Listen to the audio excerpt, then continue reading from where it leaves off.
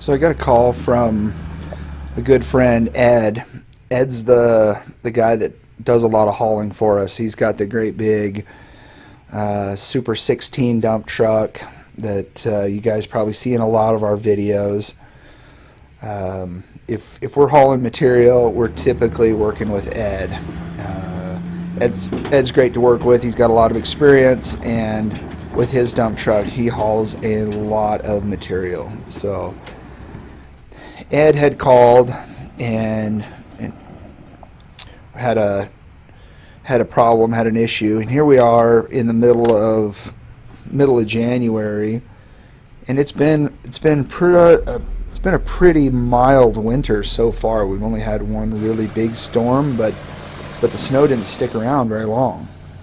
You can see that snow's melted off. We've probably had more rain than we have snow, but it's cold and things are frozen. So Ed had gotten a new internet service put in last week, and the service is air pipe, and so it's a point-to-point radio tower. You got to have line of sight for it to work, which is really popular here in North Idaho, where, as you can see, there's mountains in the background, and if you've got a line of sight on one of their towers, then you can put in a receiver and get pretty decent internet with this point-to-point type of system. So they came out last week and put one of these systems in, and they put his receiver way up in a tree. I mean, it's up there 30 or 40 foot in this tree, and then dropped a wire down to the ground and then put the wire into some conduit. But the wire from the tree runs down and then runs across the driveway over to his shop. So he called and said, "Hey, do you think we could bring the mini excavator over and try to get this conduit in the ground, because I'm not going to be able to plow snow or drive into the shop with this conduit just laying on the ground." You can kind of see the conduit there in the background. And so I said, I don't know. The ground's pretty frozen. Let's try it. We may have to bring in a bigger excavator or something, but let's try it and see if we can get that conduit at least buried, and then you can plow snow and not have to worry about it.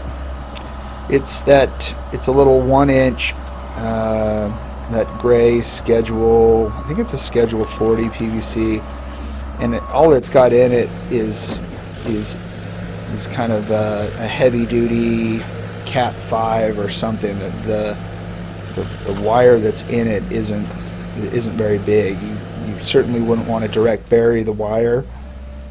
Putting it in conduit makes good sense. But you can see, digging across all this frozen gravel, it was a fist fight trying to scratch through this frozen gravel and rock, trying to get we weren't even going very deep. We figured, hey, let's just put it in about a foot deep. That's what they recommend.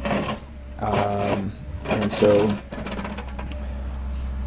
here we are, scratching and scratching and scratching, trying to get this trench dug so we can put the conduit in. You can see that if that conduit was to get left there, that it wouldn't take very long before trucks going back and forth over it and trying to plow snow through snowstorms that we're for sure to have in January and February and maybe into March. You might have internet, but the property's going to be hamstrung for the rest of the winter. So this was probably not the best time to do it, but better now than later. You can see in that shot the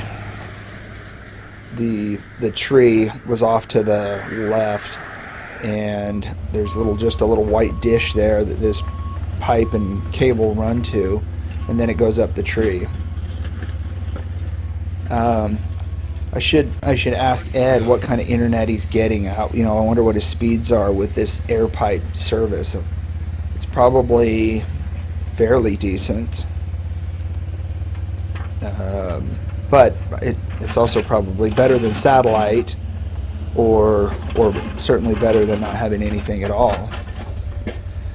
There's been a lot of talk with people around here about Starlink, the new SpaceX product, and a lot of people have been using it and have had good things to say about it. And I probably should have talked to Ed about it, but maybe that'll be an option, something to explore down the road, is the Starlink system as opposed to this air pipe. I mean, this is a lot of wire and conduit and everything else, and I wonder about that dish up in the tree and snow, and how do you clean the dish off. And it'll be interesting to talk to Ed to see about how this works and if the service is good. So we just had to keep fighting and scratching away. It was miserable digging. I mean, at this point, I've been digging a couple of hours through this concrete, finding the occasional gold nugget, old stump or root or something. But that first 6, 8, 10 inches of frost was just miserable. If it was summertime, it probably would have taken me 20 minutes or something to knock out this 100-foot or 150-foot of trench. But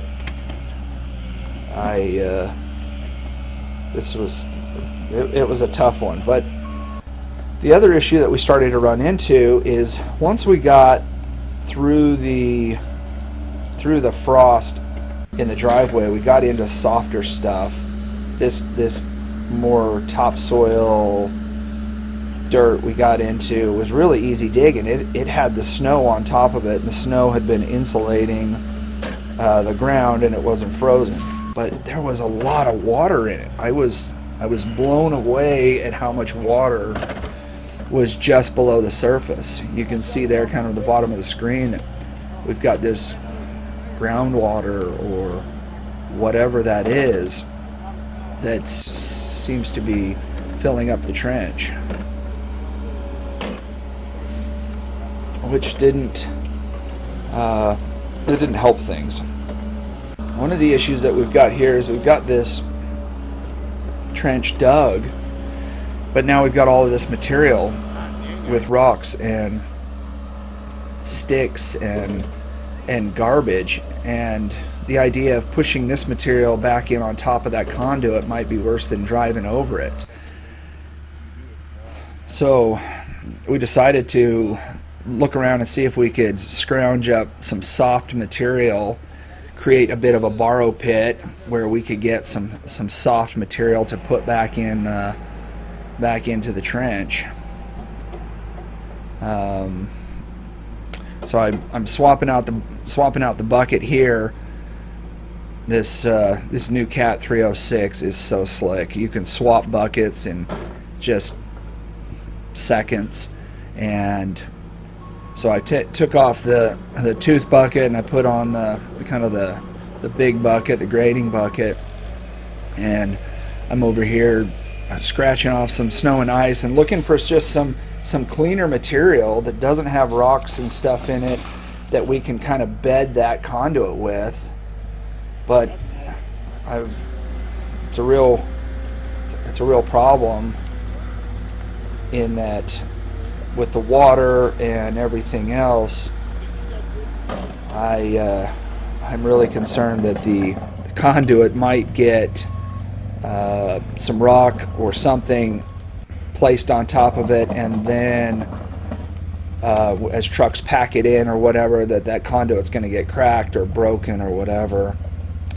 So we may be back in there digging it up and replacing it, but at least in the meantime, until summer. Ed will be able to do a little snow plowing. Here he's doing a little dirt plowing. I was working on kind of bedding the pipe and grading things out. You can see here we got a lot. It's really bony material. There's a lot of frost in it. There's a lot of rock. It would have been nice if we could have gone to a gravel pit and gotten a load of sand, or even some 3/4 or something that would let us backfill that trench and bed that pipe in.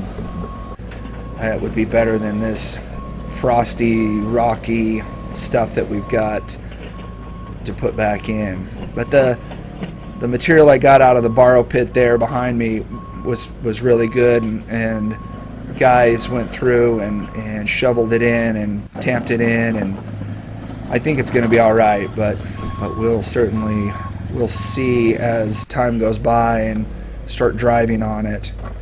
Kind of consolidating all of the frost and the frozen chunks back out of the driveway and closer over to the trees. I'm sure that as spring comes on, that's going to be really rough as those pieces thaw out, but we can go back in there and regrade that once the frost is out of it, kind of clean that up. There wasn't a lot that we could do right now with all of the snow and the cold. So it's kind of a temporary fix it'll need some. It's going to definitely need some more cleanup and reworking as summer comes on and spring next year. We'll have to get back in there and clean things up, but for now, at least you can drive through the driveway, get the trucks in and out. We'll be able to plow snow. You can see the conduit going up the tree. Had a built-in radio tower there, grown right on the property.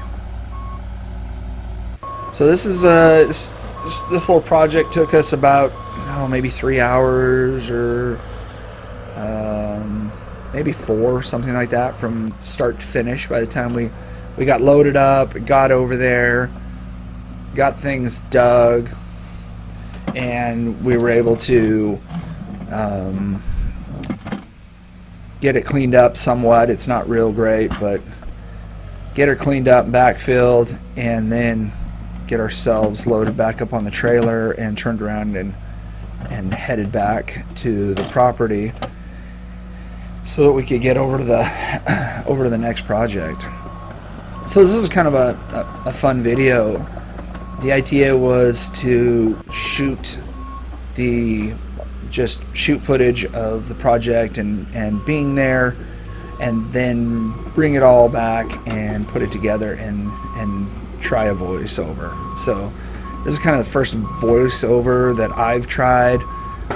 It'll be interesting to get your feedback, and I'd love to see your comments down below, hear from you. Do you like this style of video?